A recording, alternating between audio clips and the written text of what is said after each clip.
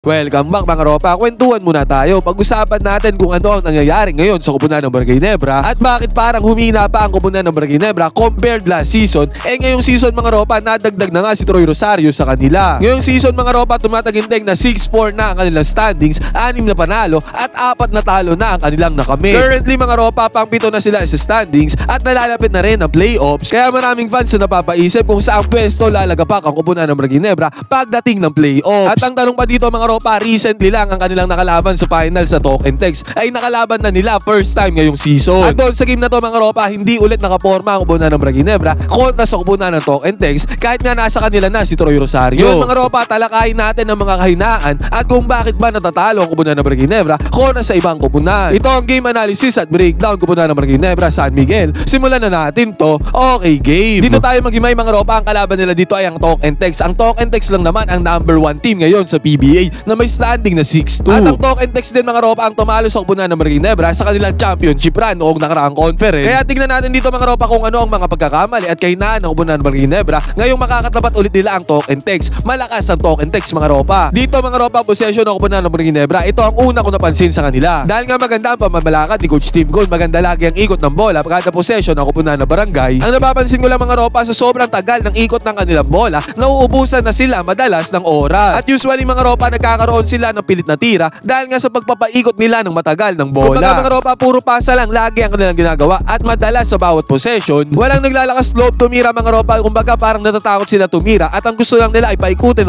yung bola. At minsan mga ropa, nagkakaroon sila ng pilit na tira sa kanilang mga possession. Katulad nga nito mga ropa, itong tira na to ni Brownlee, ubos ang oras dyan. Pasok naman ang tira dito ni JB32 mga ropa, pero hindi yan kinounted ng PBA dahil nga naputukan sila ng shot clock. Yan ang sinasabi ko mga ropa, dahil hindi nga selfish ang mga players ng Barangay sa sobrang pagpapaikot nila ng bola. Diyan pa sila nawawala ng quality na tira, lalo na pagka maigpit din ang depensa ng kanilang kalaban. Ito mga ropa, good example ulit to. Nagpaikot na naman ang bola dito ang koponan ng Barangay Nebra. Ang nagiging problema kasi nila dito, pagka nga maigpit yung depensa ng kalaban, katulad nitong Talk and Text, na nasusundan sila kada ikot nila ng bola, kada balasan nila ng bola. Imbes na magkaroon sila ng magandang tira mga ropa, nauubusan sila ng oras katulad nga dito. Kaya nape-pressure pa sila doon sa kanilang tira. At nag-end up nga yung bola dito mga ropa sa kamay ni Stephen Holt. Naipukol niya ang 3-pointer dito, pero dahil nga sa pressure na rin sa oras mga ropa sa 24-second shot clock violation, mintes ang tira dito ni Stephen Holt. Buti na lang mga ropa, si Troy Rosario ay nandun sa ilalim para makuha niya ang offensive rebound. Second chance points para kay Troy Rosario. Basket is good yan. At dumako naman tayo sa depensa ang ginagamit ng koponan ng Barangay Nebra mga ropa. Matagal na ako nagko-content na nag-a-analyze sa koponan ng Barangay. At usually madalas ang ginagamit talaga nilang depensa ay ganito. Naka-zone defense sila lagi. Man-to-man zone defense yan mga ropa. Mapapansin natin dito, naka-man-to-man defense sila. Pero nagpamando ng bola dito ay si Jason Castro para sa koponan ng Talk and Text. At ang bumabantay sa kanya dito mga ropa ay si Japet Aguilar dito sa may ibabaw. Pansinin natin ang galaw dito ni Scottie Thompson. Nakaantabay siya dito kay Jason Castro mga ropa in case na umatake ito dito sa may kanan. At sa tingin ko mga ropa, ito ang nagiging butas ng koponan ng Barangay Nebra sa depensa. Pansinin natin pagkatake dito ni Jason Castro, sinalubong agad siya dyan ni Scottie Thompson. Ibig sabihin mga ropa, humelp si Scottie Thompson dito kay Japet Aguilar sa pag-atake na to ni Jason Castro. Sa madaling salita, binaraan ni Scottie Thompson dito yung dadaanan ni Jason Castro. Yun nga lang mga ropa, sa pagtulong na to ni Scottie Thompson sa depensa kay Jason Castro, naiwan niya naman yung binabantayan niya dito na si RR Pogoy. Si RR Pogoy mga ropa, sobrang shooter niyan, kasama niyan si Calvin Optana dito sa Talk and Text. Mga shooter sila. Kaya ang daling pasa lang ang ginawa dito ni Jason Castro mga ropa, na anticipate niya agad na open na dito si RR Pogoy. Kita natin mga ropa, enough space para kay RR Pogoy. Malayo dyan si Scottie Thompson para pumukol ng 3-pointer dito si RR Pogoy mga ropa. Yun nga lang, mintes ang tira dito ni RR Pogoy. Sa gameplay na to mga ropa, pinakita ko lang yung paulit-ulit na ginagawa ng koponan ng Talk and Text dito sa opensa against sa depensa ng koponan ng Barangay. Maraming beses nangyari yan mga ropa, kahit doon sa nakaraang finals nila.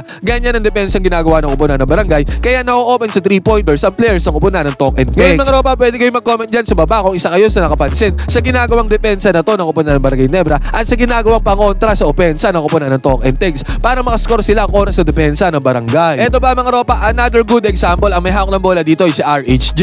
Pero pansin natin mga ropa, naka-double team nga agad dyan ng koponan ng Barangay Nebra. Pero tingnan natin dito mga ropa, yung binabantayan ni Stephen Holt dito sa koponan ng Talk and Text. Kitang-kita natin dito mga ropa, nung umatake na si RHJ, agarang tumulong dyan si Stephen Holt sa depensa. Na-attract agad siya ni RHJ dyan sa depensa. So mga ropa, alam nyo na ang tendency outcome niyan. May isang player na naman ang koponan ng Talk and Text na mau-open, yun yung binabantayan ni Stephen Holt. Dahil nga tumulong si Stephen Holt dyan sa depensa kay RHJ. Kung masaklap dito mga ropa, yung rotation or yung closeout defense sa koponan ng Barangay Nebra ay hindi lagi umaabot sa koponan ng Talk and Text. Kaya pagpasa ni Ronde Hollis Jefferson dyan sa binabantayan ni Stephen Holt, open na naman, enough space, kitang-kita natin yan. Enough separation para ipukol ang 3-pointer na to mga ropa. Sinubukan sinubukang close out dyan ni Scottie Thompson. Yun nga lang mga ropa, huli na nga ang lahat kaya naipukol na ang 3-pointer dito para sa kupunan ng Talk and Text. At sa ganyan-ganyan mga ropa ng kupunan ng Barangay Nebra sa depensa at sa opensa naman ng Talk and Text, nakakascore dyan ang kupunan ng Talk and Text. Yun nga lang mga ropa, sa pagkakataon na to, another one mintes na naman dito ang tira ng kupunan ng Talk and Text. Pero isang great example to. Sabi ko nga mga ropa, paulit-ulit lang na ganyan ang gameplay ng kupunan ng Talk and Text sa may 3-pointer. Isang great example to ng pag-breakdown ng kupunan ng Talk and Text sa depensang ginagawa ng kupunan ng Barangay Ginebra. Nag-enjoy ka na at nanalo ka pa, piliin ang link na nasa may comment section, gamitin ang promo code na Johans, piliin ang sports option para makakuha ng 12,000 bonus. O eto pa mga ropa, another one, pangatlong example na to, itong papakita ko. Kitang-kita natin dito na naka-zone defense dyan ang kupunan ng Barangay Ginebra. Actually, humelp nga agad dyan si Scottie Thompson dito kay RHJ kasi nabigyan ng bola dito si RHJ dito sa may mid-range. Pero sa pag-help na to ni Scottie Thompson mga ropa, nagkaroon naman opportunity dyan si Poy Eram para kumat dito sa may gitna. Butas na butas ang gitna ng kupunan ng Barangay Ginebra mga ropa sa depensa kasi nga naka-double team sila kay RHJ. Ang nangyari dito mga ropa, sinubukang humelp ni Justin Brownlee, yun nga lang dahil sa pagtakbo niya sa buwelo niya. Napeke siya dito ni Poy Eram mga ropa, lipad ang depensa dito ni Justin Brownlee at sumubok namang close out dyan si Scottie Thompson mga ropa, yun nga lang same result dito kay Justin Brownlee, napeke din siya ni Poy Eram. Ang gandang move ang ginawa dito ni Poy Eram mga ropa, i-comment natin yan dahil maganda yung galaw na pinakita niya at ang resulta nito, easy 2 points ang kanya napundar, basket is good para kay Poy Eram, easy money. Again mga ropa, ang nangyari dito sa possession na to ng kupunan ng Talk and Text, zone defense sa kupunan ng Barangay Ginebra, na breakdown ulit yan ang kupunan ng Talk and Text at ang resulta nito, easy 2 points para sa kanila. At sa senaryo nito mga ropa, pansin ulit natin transition dito ng kupunan ng Talk and Text. Tignan natin dito na bubusan na ulit ng zone defense dito ang kupunan ng Barangay Ginebra. Pero na-screenan dito si JB32 mga ropa, kaya tingnan natin dito ang ginawa ni RHJ. Open lane yan para sa kanya. Hindi naman tuluyang naka-close out yan ang kupunan ng Barangay Ginebra, kaya no resistance para kay RHJ.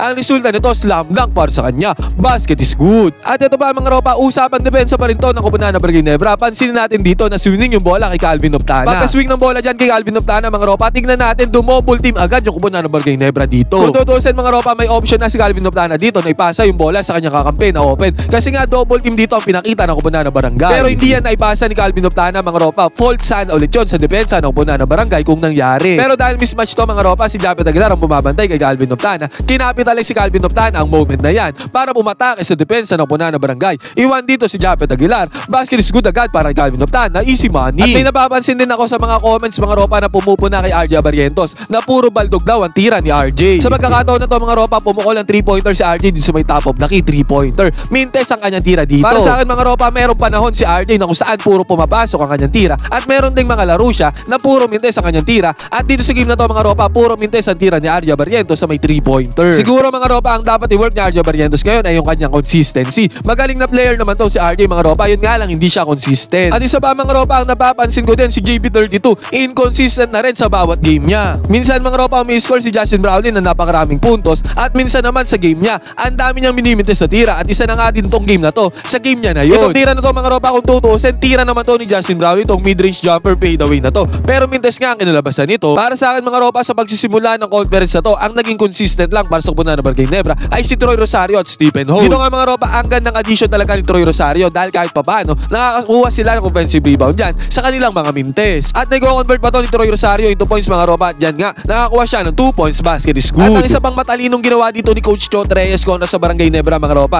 na isang weakness sa kupunan ng Barangay Ginebra ay ang kuhanin si RJ Abarientos sa depensa mga ropa. Usually mga ropa, nung 4th quarter, kinukuha ng kupunan ng Talk and Text si RJ Abarientos sa depensa. At dito mga ropa, kinuha siya ni Calvin Optana sa depensa. At ang ginawa lang ni Calvin Optana dito, isolation play against kay RJ Abarientos. Tinirahan niya harap-harapan si RJ dito. At ang resulta mga ropa, pasok ang tira dito ni Calvin Optana, panis sa depensa ni RJ Abarientos. At sabi ko nga mga ropa kanina na si Troy Rosario ang very consistent player ng kupunan ng Barangay Ginebra ngayon. At sa pagkakataon na to mga ropa, nakakuha siya ng isolation play dito sa may baseline. Ang ginawa niya, penetrate niya ang depensa ng kupunan ng Talk and Text. At ang resulta niyan mga ropa, successful penetration ni Troy Rosario. Good move para sa kanya. Basket is good ulit. At sinabi ko rin kanina mga ropa, binanggit ko rin ang performance si RJ Abarientos. Minsan nga laylo ang kanyang performance, puro baldog ang kanyang tira. At dito nga sa game na yun mga ropa, yun na yun. Baldog ang kanyang mga tira dito sa 3-pointer. Another mintes na naman nga ang pinakita ni RJ Abarientos dito sa clip na to. At maraming mintes nga ang pinakita niya dito sa game na to against sa kupunan ng Talk and Text. Pero sabi ko nga mga ropa, don't get me wrong, meron talagang game si RJ Abarientos na maganda ang kanyang pinapakita, puro shot ang kanyang mga tira.